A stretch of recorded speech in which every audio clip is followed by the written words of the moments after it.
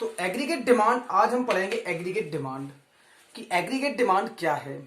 ठीक है, इस क्लास में हम एग्रीगेट डिमांड को 12th की मैक्रो इकोनॉमिक्स में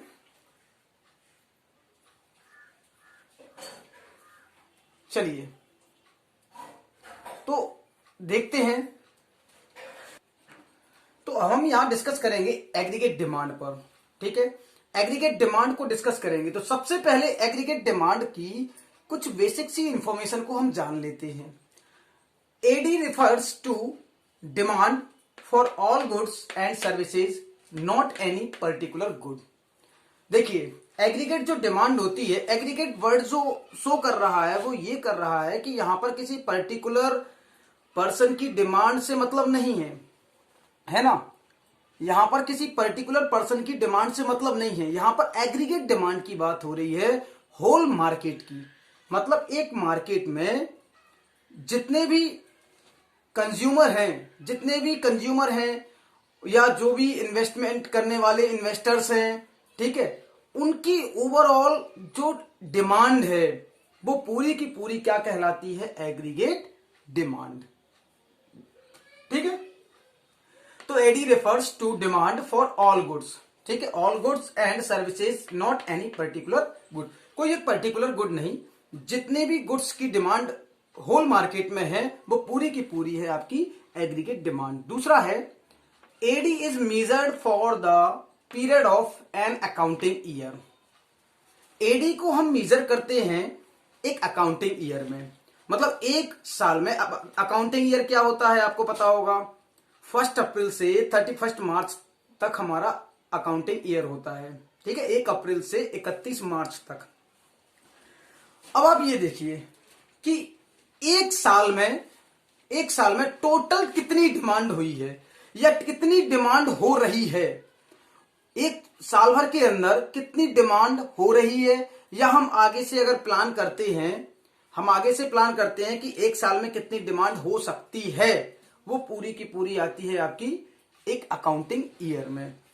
इसे हम कहते हैं फ्लो कंसेप्ट। हमने आपको स्टॉक और फ्लो बताया था।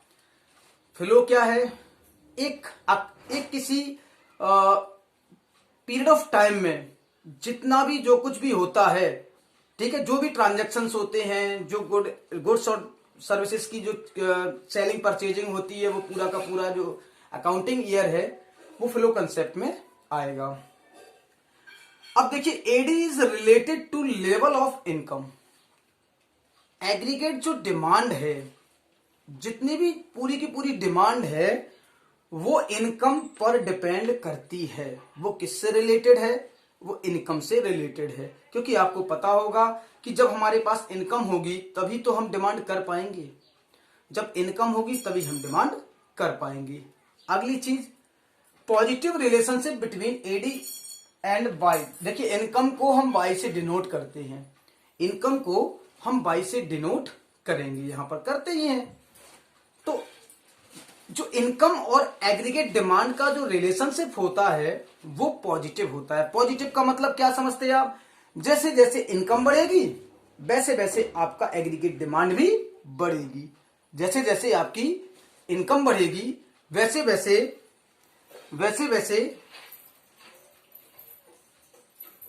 ठीक है, जैसे जैसे आपकी इनकम बढ़ेगी वैसे वैसे आपका एग्रीगेट डिमांड बढ़ेगा। ठीक है, अब बात करते हैं चौथे पॉइंट की। AD is always measured in terms of expenditure on the goods and services. एक अकाउंटिंग ईयर में हम गुड्स और सर्विसेज को परचेज करने के लिए जितना एक्सपेंडिचर करते हैं, मतलब जितना हम खर्चा करते हैं, वो पूरा का पूरा जो खर्चा है वो क्या होगा, एग्रीगेट डिमांड। तो यहां हम एक चीज कह सकते हैं कि एग्रीगेट डिमांड किसके बराबर है, एग्रीगेट एक्सपेंडिचर की। ठीक है, यहां पर देख सकते हैं आप नीचे एग्रीगेट डिमांड मैंने नीचे लिखा हुआ है कि aggregate demand is equal to aggregate expenditure. देखिए, 5वां पॉइंट देख लेते हैं। AD is always expressed as what people plan to spend at different level of income. Different income level पर जितने भी हमारे किसी कंट्री के पर्सन हैं, जितने भी कंट्री के लोग हैं, वो क्या प्लान कर रहे हैं, ठीक है, वो क्या खरीदने का प्लान कर रहे हैं और किसकी वजह से? बेटा इनकम की वजह से। अगर उनके पास इनकम है तो वो क्या क्या खरीदने का प्लान कर रहे हैं एक अकाउंटिंग ईयर में, वो सब क्या है? हमारा एग्रीगेट डिमांड। यहां क्या बात आ रही है? Spend at different level of income. ठीक है, तो इनकम से रिलेटेड है, हमें यह ध्यान रखना है कि इनकम और एग्रीगेट डिमांड का पॉजिटिव रिलेशनशिप है। जैसा जैसा इंपैक्ट इनकम पर पड़ेगा वैसा वैसा इंपैक्ट आपकी एग्रीगेट डिमांड पर पड़ेगा। अब यहां देखिए डेफिनेशन निकल के आती है। इन सारी की सारी जो चीजें हैं, इन सब का जो कंक्लूजन है, वो पूरा का पूरा रिजल्ट आप डेफिनेशन में देख सकती हैं। तो क्या डेफिनेशन है एग्रीगेट डिमांड की, जो आपको एग्जाम में लिखना है, जो आपको याद करना है? Aggregate demand refers to the total value of final goods. अब देखो एक नई चीज यहां पर मिली है हमें। हमने यहां पर देखा था AD refers to demand for all goods and services. तो कौन सी गुड्स? देखिए गुड्स तो हमने आपको बहुत सारी बताई थी, कैपिटल गुड्स बताई थी, इंटरमीडिएट गुड्स भी बताई थी, है ना। वहीं पर मैंने आपको फाइनल गुड्स भी बताया था, और फाइनल गुड्स को हम कंज्यूमर गुड्स भी बोलते हैं। तो जितने भी फाइनल गुड्स हैं जो कंज्यूम होने के लिए रेडी हैं, मतलब जिनका हम यूज करने के लिए तैयार हैं, वो चीजें जो हमारे लिए कंज्यूम करने के लिए तैयार हैं, बस उसके बाद उसका कोई नया हम फॉर्म डिजाइन नहीं कर पाएंगे, तो वो होती है फाइनल गुड्स। ठीक है, अब टोटल वैल्यू, तो फाइनल गुड्स की total value which all the sectors. अब ऑल द सेक्टर्स की यहां बात आई है, ऑल द सेक्टर्स। तो आपको मैंने 4 सेक्टर बताए थे, जल्दी से बता दें आप, 4 सेक्टर्स मैंने कौन कौन से बताए थे? 4 सेक्टर जल्दी से बताएं। ऑल द सेक्टर्स, तो देखिए सबसे पहले मैंने आपको बताया था, मैंने 4 सेक्टर, देखिए हम लोगों ने circular flow of money income देखा था। तो सर्कुलर फ्लो जो देखा था वो हमने 2 सेक्टर में देखा था, वही 2 सेक्टर हमें यहां पढ़ना है। लेकिन हम ये तो कह नहीं सकते कि दोनों सेक्टर ही डिमांड करते हैं। 4 सेक्टर की जो एग्रीगेट डिमांड होती है वो 4 सेक्टर में होती है। कौन कौन? सबसे पहला था हमारा कंज्यूमर, जिसको हम कहते हैं house hold consumer, house hold sector. दूसरा था हमारा गवर्नमेंट सेक्टर, ठीक है, हाउस होल्ड गवर्नमेंट। एक था हमारा इन्वेस्टमेंट सेक्टर, जिसको हम कहते हैं फर्म, जिसको हम प्रोड्यूसर्स भी बोलते हैं। ठीक है, तो तीसरा हो गया। चौथा हो जाएगा हमारा नेट एक्सपोर्ट। ठीक है, पहला हो जाएगा हमारा प्राइवेट, ठीक है, पहला हो गया प्राइवेट। दूसरा हो जाता है हमारा इन्वेस्टमेंट सेक्टर, इन्वेस्टमेंट यहां आपका आ जाता है, देखिए पहले वाले में हाउस होल्ड आता है, दूसरे वाले में आपका आता है फर्म्स। ठीक है, दूसरे में आपकी फर्म्स आती हैं। तीसरा जो होता है वो आता है गवर्नमेंट सेक्टर। ठीक है, और चौथा जो होता है, चौथा जो हमारा है वो है नेट एक्सपोर्ट, नेट एक्सपोर्ट। और नेट एक्सपोर्ट का मतलब एक्सपोर्ट माइनस इंपोर्ट, ये हमने आपको बताया था। नेट एक्सपोर्ट मतलब एक्सपोर्ट माइनस इंपोर्ट। तो ये 4 सेक्टर हैं, लेकिन हमें अपने सीबीएसई के क्लास 12th के सिलेबस के अकॉर्डिंग हमें 2 सेक्टर में ही देखना है। और वो कौन कौन से 2 सेक्टर हैं? एक तो पहला सेक्टर प्राइवेट सेक्टर, जिसको हाउस होल्ड सेक्टर भी बोलते हैं, और दूसरा है इन्वेस्टमेंट सेक्टर। ठीक है, चलिए तो अब हम बात कर रहे थे डेफिनेशन की। ठीक है, डेफिनेशन की जब हम बात कर रहे थे, which all the sectors of economy, किसी भी इकोनॉमी के जितने भी सेक्टर्स हैं, कौन कौन से सेक्टर्स हैं? 4 sectors, household, firms, government, net export, export minus import, और planning to buy at given level of income during an accounting year. एक अकाउंटिंग ईयर में किसी भी इकोनॉमी के जो चारों के चारों सेक्टर्स हैं, वो एक गिवन इनकम पर जो जो चीजें खरीदने के लिए प्लान कर रही हैं, जो जो गुड्स और सर्विसेज को खरीदने के लिए प्लान कर रहे हैं, वो पूरी की पूरी प्लानिंग आपकी क्या आएगी? Aggregate demand. ठीक है, वो है आपकी एग्रीगेट डिमांड। अब ये चीजें आपको समझ में आ गई होंगी। अब हम देखते हैं टेबल, इसकी टेबल। ठीक है, कंपोनेंट्स ऑफ एडी। एडी के कौन कौन से कंपोनेंट्स हैं? तो देखिए, सबसे पहला तो आता है आपका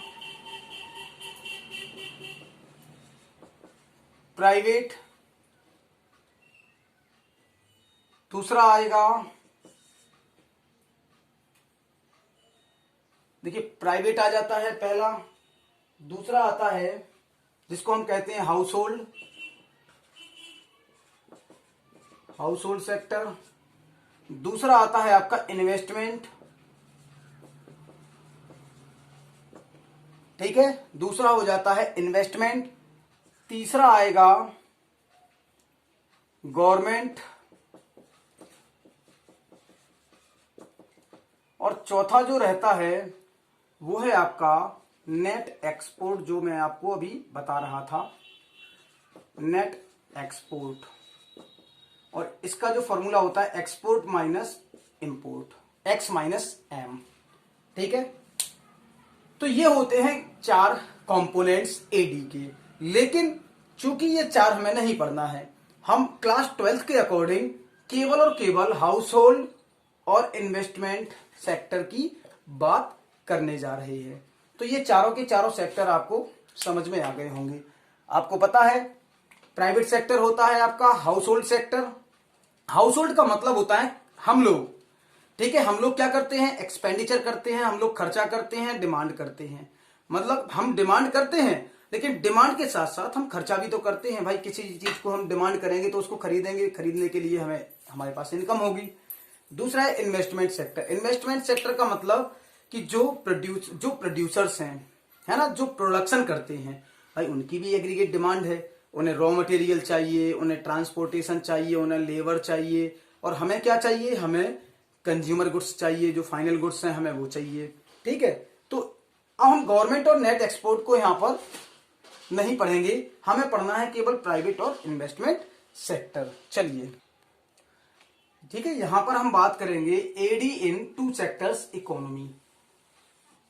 तो इसका जो फॉर्मूला होता है, यहां पर हमें जो प्रूफ करना होता है वो होता है AD is equal to C plus I. ठीक है, AD is equal to C plus I, ये हमें देखना है। मतलब एग्रीगेट डिमांड जो है वो सी और आई का सम टोटल है। ठीक है, किसका टोटल है? Consumption by household plus investment by firms या प्रोड्यूसर जिसको हम कहते हैं। चलिए, अब यहां पर हम एक टेबल देख लेते हैं। टेबल के थ्रू एग्रीगेट डिमांड को समझते हैं कि सी प्लस आई का जो कंसेप्ट है वो कैसे आया। तो सबसे पहले हम यहां पर क्या लिखेंगे? इनकम। और इनकम को आपको पता होगा, इनकम को हम वाई से डिनोट करते हैं, ध्यान रखना आप इकोनॉमिक्स में।